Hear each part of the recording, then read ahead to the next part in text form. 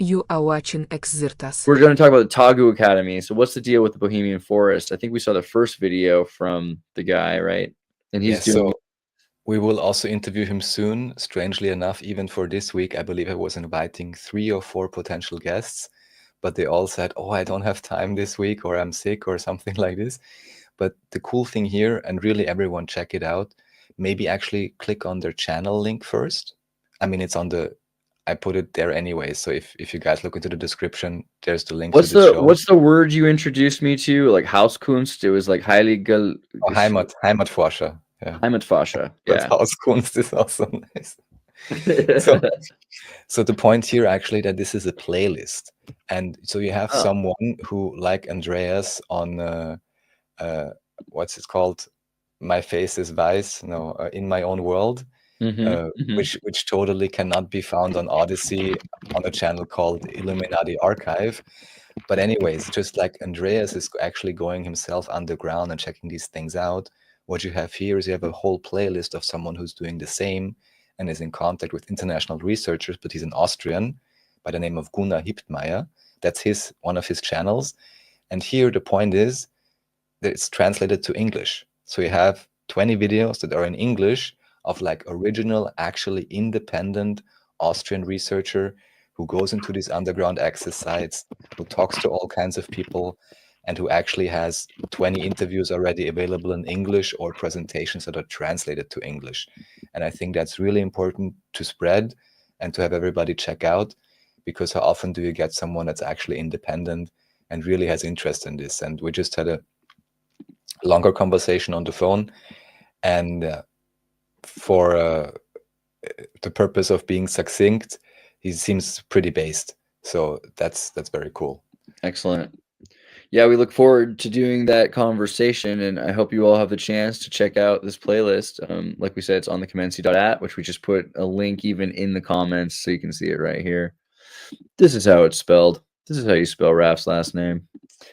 Okay, and then this was Earth-centered. We're now up to the Earth shape section. So we're looking now at Earth-centered, Earth-fixed coordinate system, the ECEF, geocentric coordinate system. So I still don't know enough about this topic, and I still don't know enough about physics or any of it. I'm just trying to glean what I can from all the more or oftentimes less civilized conversations people have about this topic. It's usually better if there's, how should I say, not to choose sides now, but let's just say the conversation is different if you have a globe believer and a flat researcher or whatever. It can get quite unhinged pretty quickly. However, there's also quite a few channels where you mainly have flat researchers or just shape researchers, and there often more ideas are coming up. And this was just one of the things I was picking up, that apparently you have this type of a system. I was hoping, Andreas, that you already know what it is and you can explain it to us. But that's one of the things to look into in terms of what is actually being used to map the Earth or to understand. I don't know enough about it myself. I know essentially that this is the system they use for gridding up the Earth, right? That's essentially the point of it. Animations look cool. That's true, they do. Very nice little rings going on there. So it says that the Earth-centered, Earth-fixed coordinate system, ECEF, also known as the geocentric coordinate system, is a Cartesian spatial reference system that represents locations in the vicinity of Earth, including its surface, interior and atmosphere, and surrounding outer space, as X, Y, and Z measurements from its center of mass. Its most common use is in tracking the orbits of satellites and in satellite navigation systems for measuring locations on the Earth, on the surface of the Earth, but is also used in applications such as tracking crustal motions. The distance from a given point of interest in the center of the Earth is called the geocentric distance. R is equal to x squared plus y squared plus z squared, in parentheses, to the power of 0.5, which is a generalization of the geocentric radius r of 0, not restricted to points on the referenced ellipsoid surface. The geocentric altitude is a type of altitude defined as the difference between the two aforementioned quantities. How do I read this? H apostrophe? What is this? H apostrophe is equal to H to the, I don't know how to read that one, is equal to R minus R of 0. It is not to be confused with the geodetic altitude. So yeah, this is the way that they are able to use math in order to define locations on the Earth using the globe as a model for the Earth. Well put. Thank you. Oh yeah, yeah. This is something I'm sure you know a lot about. Yeah, when I did film stuff, right, you get the RE light set, and they all come with Fresnel lenses. And isn't this one of the things where you can like super focus light also, or something Right. like that? Right. Basically, what happens is glass will take an f-stop of light away from the light shining through it. So if you cut glass at just the correct angle, then you can focus the light into a linear path. And so this is used in lighthouses originally, but I mean, maybe not originally, but most famously in lighthouses, but also film, right? And so I think film lights in the old days, you could tell the difference when a movie was made right. It was made with Fresnel lenses. That's why old film is so beautiful. One of the major reasons is the lighting is a huge part of it. But yeah, cut glass, second order lenses, incredible stuff. Really, all handmade glass a lot of the time. And these things are centuries old. I mean, you could use these for weapons. You can point linear direction light. You can see this is essentially why light from these small sources could be so bright and so focused. Makes sense. Yeah.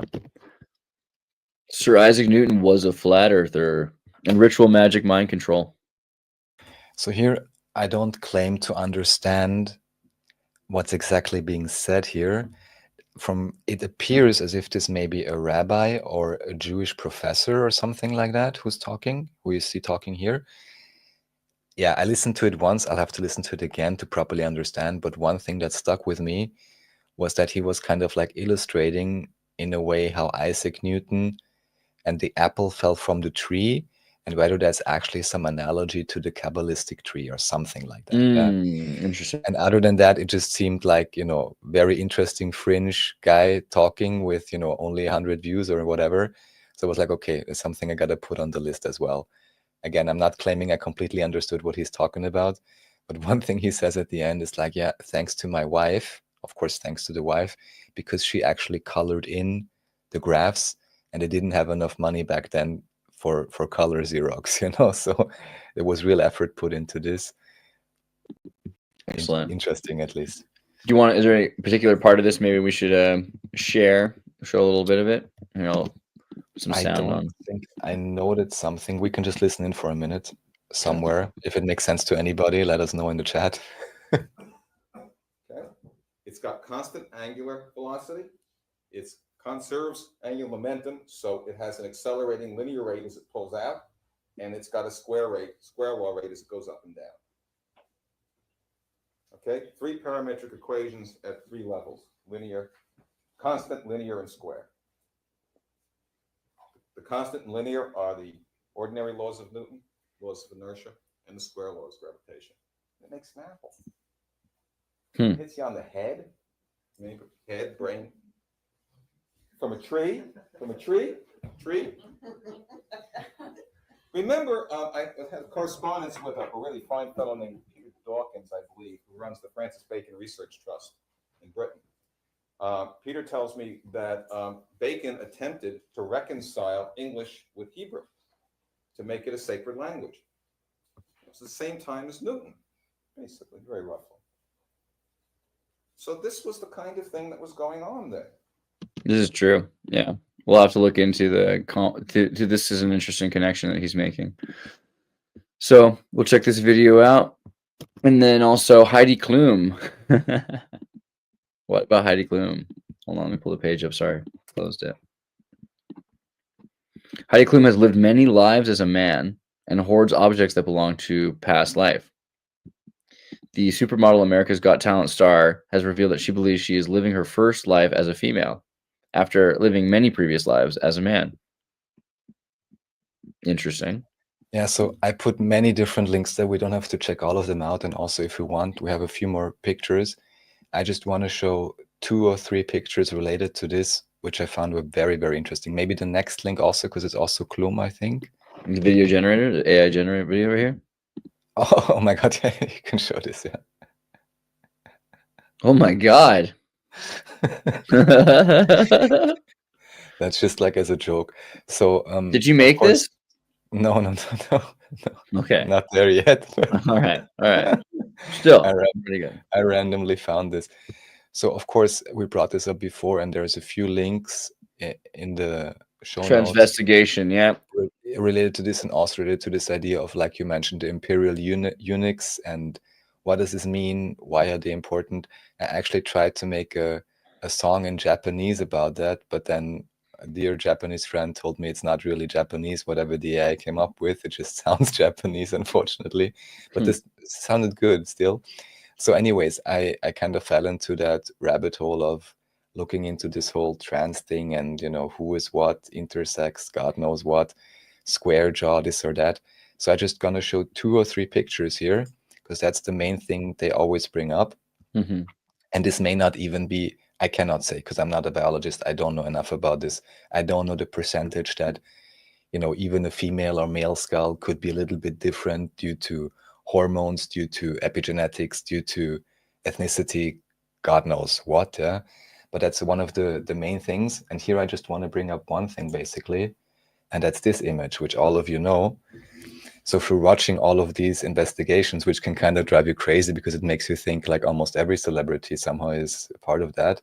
What do you notice, Andreas, between this image here and then this image here? Are you trying to tell me that the Skull and Bones are using chick skulls?